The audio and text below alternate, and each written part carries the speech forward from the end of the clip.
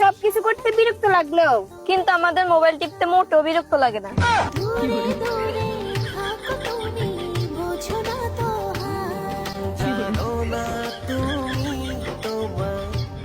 সত্যি করে বলবেন, জীবনে কয়টা প্রেম করছেন?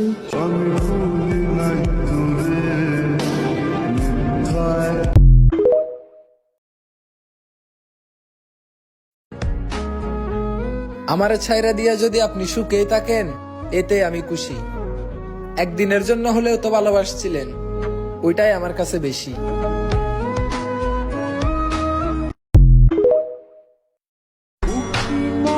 আমার জন্য কারো মায়া লাগে না, যার যেভাবে ইচ্ছা হয় সে সেইভাবেই কষ্ট দেয়।